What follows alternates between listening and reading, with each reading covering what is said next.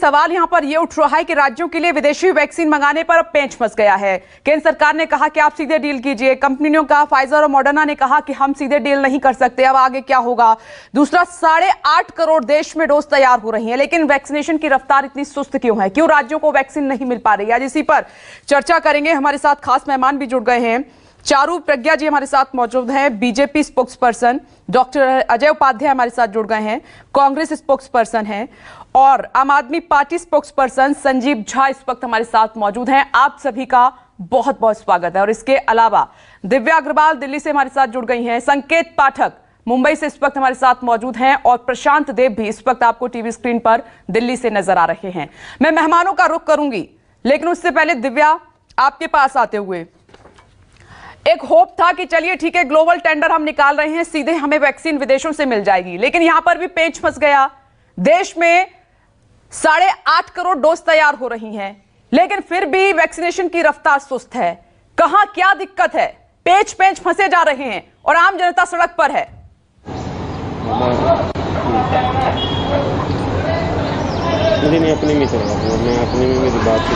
देखिए, इतने लंबे अंतराल के बाद कोरोना कितना खतरनाक है ये हम सब समझ चुके हैं, और कोरोना के खतरे को रोकने का एकमात्र उपाय है कि हमें वैक्सीनेशन की रफ्तार को बढ़ाना पड़ेगा।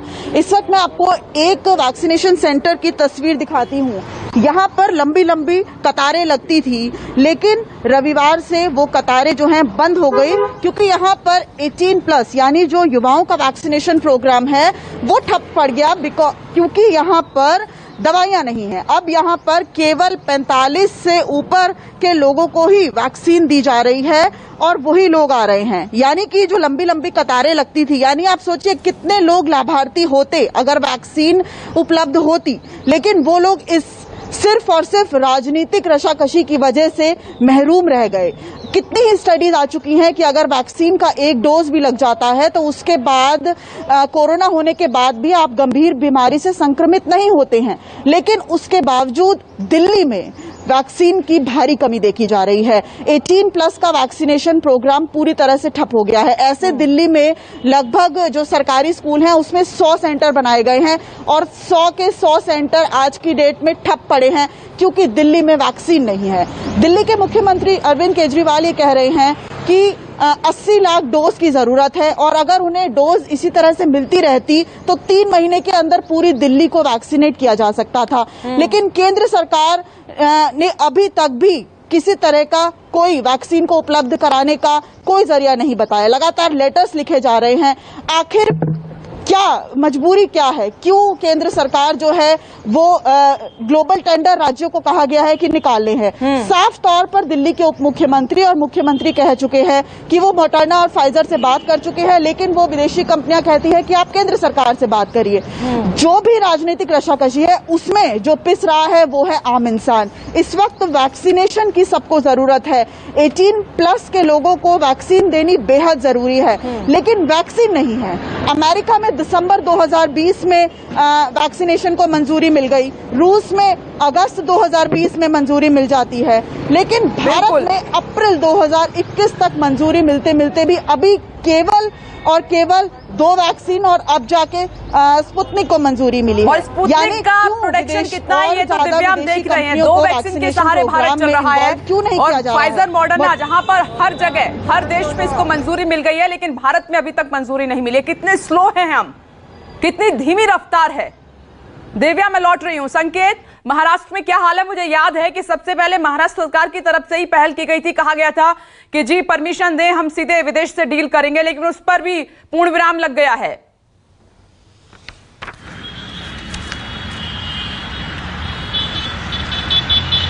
बिल्कुल विपनेश, आपने सही कहा। मैं अगर मुंबई और महाराष्ट्र की बात करूं तो यहां भी टीकाकरण अपनी धीमी रफ्तार से चल रहा है। इसका अंदाजा सिर्फ इस बात से लगाया जा सकता है कि मुंबई के एक सेंटर जो भी हैं वहां पर सिर्फ 100 डोज उपलब्ध है। आपको मैं तस्वीरें दिखाते हुए जानकारी देने की कोशिश करूंगा कि ये बीकेसी का जंबो सेंटर है, जहां पर सबसे ज्यादा भीड़ हुआ करती थी, लेकिन अब आप देख सकते हैं कि यहां पर पुलिसकर्मी ज्यादा मौजूद हैं और जो टीकाकरण के लिए लोग आ रहे हैं वो बहुत कम हैं, क्योंकि 18 से 44 साल के जो आयु वर्ग के लोग हैं उनका टीकाकरण पूरी तरह से बंद है। सिर्फ 100 डोज एक वैक्सीन सेंटर पर दिए जा रहे हैं। इसके अलावा आपको बताऊं कि दोनों जो वैक्सीन है वो दोनों पूरी तरह से किसी भी सेंटर पर उपलब्ध नहीं है। कोवैक्सीन का मुंबई में सिर्फ सेकेंड डोज दिया जा रहा है, जबकि कोविशील्ड का सिर्फ एक ही डोज, जो पहला डोज है, वही लोगों को मिल पा रहा है। तमाम लोगों से हमने बातचीत करने की कोशिश की। सबका कहना है कि जिस तरीके से वैक्सीनेशन की रफ्तार है उससे तो सालों लग जाएंगे मुंबई और महाराष्ट्र में अकेले सभी लोगों को वैक्सीन लगने में। दूसरी तरफ आपको एक जानकारी देना चाहूंगा कि जो महाराष्ट्र के मुख्यमंत्री हैं उद्धव ठाकरे, सबसे पहले उन्होंने ग्लोबल टेंडर निकाला था, लेकिन उनका कहना है कि अभी तक किसी भी तरीके की मंजूरी उन्हें नहीं मिली है। उनका यह भी कहना है कि 12 करोड़ डोज के लिए वो एक साथ पैसा देने के लिए तैयार हैं, लेकिन केंद्र सरकार का जो रवैया है वो कहीं ना कहीं ढिलमुल दिखाई दे रहा है और इसका खामियाजा राज्य सरकार के साथ साथ अब जो आम लोग हैं उनको भी उठाना पड़ रहा है। और यही वजह है कि बहुत सारे ऐसे लोग हैं जो सेंटर पर तो पहुंच रहे हैं लेकिन उन्हें वैक्सीन नहीं मिल पा रही है। 18+ वालों का वैक्सीनेशन प्रोग्राम फेल हो गया है पूरी तरीके से। 18 की तो छोड़ दीजिए, 45+ वालों के लिए किल्लत है। मैं लौट रही हूं, ये देखिए महाराष्ट्र का हाल है जो संकेत ने अपडेट किया है। बीकेसी ये बड़ा वैक्सीनेशन सेंटर है जो कि कई दिनों से बंद पड़ा हुआ है। प्रशांत देव, ऐसे कैसे वैक्सीनेट होगा भारत? कैसे कोरोना को हम हराएंगे?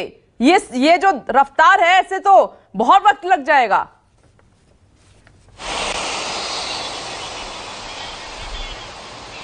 देखिए विपनेश, बिल्कुल सही बात है। जहां जहां से इनपुट आप ले रही हैं, जहां जहां से जानकारी मिली, हर जगह एक ही बात की किल्लत है कि वैक्सीनेशन है नहीं। अब पहले दिन से ये बात सबको पता है कि जो भारतीय 2 कंपनियां हैं जो भारत में जिनका उत्पादन हो रहा है उनका प्रोटेक्शन लेवल और डिमांड में बहुत भारी अंतर है जब तक कि विदेशी कंपनियों को इजाजत न दी जाए। अब यहीं पे सबसे बड़ा सवाल उठता है कि आखिर जो विदेश में तैयार वैक्सीन है वो भारत में क्यों नहीं आ पा रही है, चाहे राज्य सरकार ले या केंद्र सरकार ले।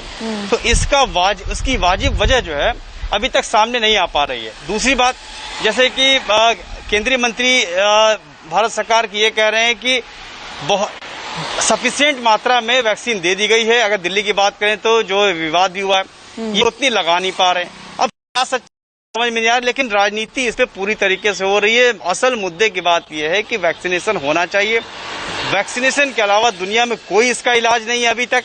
तो और जो सबसे बड़ी दवा है को समझने की कोशिश कर रहे हैं, अगर केंद्र सरकार ये कहती है कि हम तो वैक्सीन उपलब्ध करा रहे हैं, तो फिर राज्य सरकारें क्यों रो रही हैं? क्यों हंगामा किया जा रहा है? क्या जो विपक्षी पार्टियां हैं वो राजनीति इस पर कर रही हैं? ये तमाम सवाल उठ रहे हैं। मैं लौटूंगी, आइए मेहमानों का रुख कर लेते हैं। चारू प्रज्ञा, आपसे ही शुरुआत कर रही हूं क्योंकि केंद्र सरकार से ही है सारे सवाल विपक्ष के। आप कहते हैं कि हम तो वैक्सीन उपलब्ध करा रहे हैं, लेकिन फिर ये राज्य सरकारें क्यों रो रही हैं? क्यों इतने वैक्सीनेशन सेंटर बंद हो गए हैं? दिल्ली में 18+ वालों का जो अभियान था वो फेल हो गया। 100 सेंटर बनाए गए थे, बंद पड़े हुए हैं। महाराष्ट्र का आपने हाल देखा, तमाम राज्यों में ये स्थिति है। कौन जिम्मेदार है इसके लिए? से राजनीति वैक्सीनेशन पर करी जा रही है वो शर्मनाक है। उसके अलावा मैं शब्द का इस्तेमाल नहीं कर सकती। पहले जिस पॉलिटिक्स हुई वैक्सीनेशन को हद तक कहा गया बीजेपी की वैक्सीन है, इन चीजों से असर पड़ता है। अभी हमारे डिपार्टमेंट ने क्लैरिफिकेशन दिए हैं। उन्होंने ये कहा है वैक्सीन प्रोड्यूस होने के बाद उसका एक सिस्टम होता है। चारू प्रज्ञा, आपके ऑडियो में कुछ प्रॉब्लम है, मैं जल्दी से ठीक करा लेती हूँ, फिर लौटती हूँ आपके पास। डॉक्टर अजय उपाध्याय, अब आप सुन ही रहे हैं कि शुरुआत में ही राजनीति करने की बात कह दी है। केंद्र कहती है कि हम तो वैक्सीन उपलब्ध करा रहे हैं, राज्य सरकारें लगा नहीं पा रही हैं। दिक्कत कहां है? देखिए विनेश जी, आपके पूरे जितने संवाददाता हैं सभी लोग किस तरह से सच्चाई को व्यक्त कर रहे हैं और आपका ये कार्यक्रम भी सच्चाई को व्यक्त करना होता है। मैंने कई कार्यक्रम आपके साथ किए हैं इस तरह से। आज देश में वैक्सीनेशन की कमी है। सरकार के पास वैक्सीनेशन को लेकर न नियत है, न निर्णय है, न नियत है, न नीति है कोई। यदि नीति सही होती तो कैसे वैक्सीनेशन कब आना चाहिए, कहां से आना चाहिए, कैसे खरीदारी होगी, कैसे राज्यों को वितरण होगा, इस पर बात होती। सरकार इस पर बात नहीं कर रही है। सरकार किस पर बात कर रही है? सरकार झूठे सिर्फ घोषणा कर देती है, स्टॉक का चेक करती नहीं है। कल ही सीरम इंस्टीट्यूट के एग्जीक्यूटिव डायरेक्टर सुरेश यादव ने क्या कहा कि ये स्टॉक थी ही नहीं है। सरकार ने 18 वर्ष के लोगों को भी वैक्सीनेशन का घोषणा कर दिया, जिसके कारण अब 45 प्लस वाले को दूसरा डोज भी नहीं लगा। और ये कितने खतरे में डालने वाली बात है। सरकार के निर्णय का खामियाजा देश के लोगों को भुगतना पड़ रहा है। तीसरी बात, ये नियत की बात मैंने की। नियत इसलिए खराब है कि इनका काम प्राथमिकता में नहीं है वैक्सीनेशन, देश के लोगों की जान बचाना। इनका काम है राजनीति करना। राजनीति कैसे? आपने देखा कोरोना के टीकाकरण पर रणनीति बनने के बजाय ये आरएसएस और भाजपा के लोगों को बैठाकर अपने कुनबे को ये रणनीति बना रहे हैं कि कैसे विरोधियों के प्रचार को रोका जाए, विरोधी जो सहायता दे रहे हैं उसको रोका जाए, और कैसे अपने इमेज को बनाया जाए, और कैसे जो है कहीं ना कहीं 2022 का चुनाव यूपी में जीता जाए। ये चुनाव जरूरी है या इस देश में लोगों की जान जरूरी है? भैया इतनी बेशर्मी का हद कर देंगे, राजनीति इस तरह करेंगे आप? जहां तक बात आपने अभी कही इनके कि राजनीति कर रहे हैं, कौन राजनीति कर रहा है इस देश में? राजनीति आप कर रहे हैं, फर्जी टूल किट बनाते हैं, और जब आप एक्सपोज हो जाते हैं कहीं ना कहीं मीडिया को नहीं। डॉक्टर अजय उपाध्याय, सरकार का ये कहना है कि जब वैक्सीन आई थी तब आप लोगों ने यकीन नहीं किया, राज्यों ने वैक्सीन के बॉक्स तक नहीं खोले, वो एक्सपायर हो गई, तब आप लोग राजनीति करते रहे। केंद्र का ये कहना है, उन्होंने इस कारण को गिनाया है कि इस वजह से किल्लत आई है। अगर शुरुआत में ही आप खड़े रहते केंद्र सरकार के साथ, वैक्सीन प्रॉपर लगाते, तो ये प्रॉब्लम नहीं होती आज। विप्लेश जी, ये सरेआम झूठ बोल रहे हैं। जब भी वैक्सीन हमारे देश के वैज्ञानिकों ने बनाई, कांग्रेस पार्टी ने सदैव उसकी प्रशंसा की, उसके फेवर में प्रेस कॉन्फ्रेंस हम लोगों ने किया, हमारे शीर्ष नेता ने उसको अपनाया, और हर जगह हम लोगों ने वैक्सीन ली है और उसके लिए प्रचार प्रसार किया है। बार बार हमारे शीर्ष नेता राहुल जी ने लगातार कहा है कि वैक्सीनेशन की प्रक्रिया को बढ़ाइए, क्योंकि एक ही इलाज है इस देश में, वैक्सीनेशन ही कोरोना के जंग से हम लड़ा जा सकता है। लेकिन न वैक्सीन की कोई स्पष्ट नीति है, न इस सरकार की कोई नियत है। ये सरकार सिर्फ राजनीति और सत्ता पाना चाहती है, लोगों के जान पर लाशों पे चारू प्रज्ञा, क्यों वैक्सीन नहीं मिल पा रही है लोगों को? क्यों वैक्सीनेशन सेंटर बंद करने पड़ रहे हैं? क्या वजह है इसके पीछे? देखिए, आपने खुद ही पहले ये बताया विप्लेश की पहले जिस तरीके से राजनीति हो रही थी वैक्सीनेशन के ऊपर, वो शर्मनाक है। लेकिन आज भी हमको ये देखना होगा कि कितना सच बोला जा रहा है और कितना झूठ बोला जा रहा है इन विपक्षी नेताओं की तरफ से। आज ये लोग बात करते हैं मॉडर्ना की, ये लोग बात करते हैं फाइजर की। फाइजर ने लिख के कहा हुआ है कि अगले साल जून से पहले डोजेज अवेलेबल है ही नहीं, अगले साल। तो ये क्यों तमाशा कर रहे हैं ये दिखा के कि हम फाइजर से मांग रहे हैं? दूसरी बात ये है कि फाइजर से जब भारत सरकार की बातचीत चल रही थी, आपको मैं बताती हूँ, कंपनी अरे तो आपने कहा मैडम कंपनी ने ये कहा कि ग्लोबल टेंडर राज्य सरकारें निकाले, जिम्मेदारी नहीं ले सकते, ग्लोबल टेंडर राज्य सरकारें निकाले, इसलिए करनी पड़ी। तो आपने कहा, केंद्र ने कहा, ये तो अगर आप जिम्मेदारी ले ले तो फिर ये होता ही नहीं। ये तो केंद्र सरकार ने कहा कि ग्लोबल टेंडर निकालिए। हमने जिम्मेदारी ले ही रखी। आप मेरी पूरी बात पूरी होने दीजिए। प्रोडक्शन को रैंप अप करने के लिए सरकार क्या कर रही है?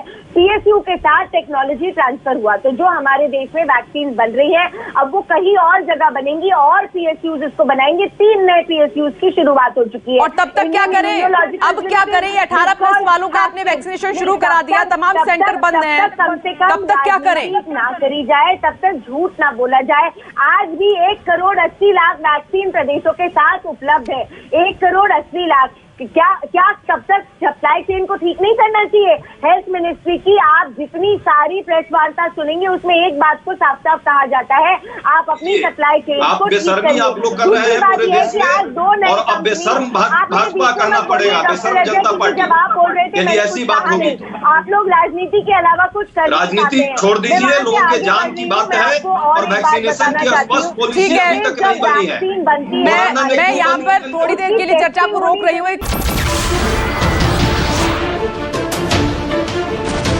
नमस्कार, मैं हूं मानक गुप्ता। अगर आपको हमारा ये वीडियो पसंद आया हो तो इसे लाइक और शेयर जरूर करें, और हां, हमें सब्सक्राइब और फॉलो करना ना भूलें ताकि आप देश और दुनिया की कोई खबर मिस ना करें। तो जुड़े रहिए हमारे साथ और देखते रहिए न्यूज़ 24।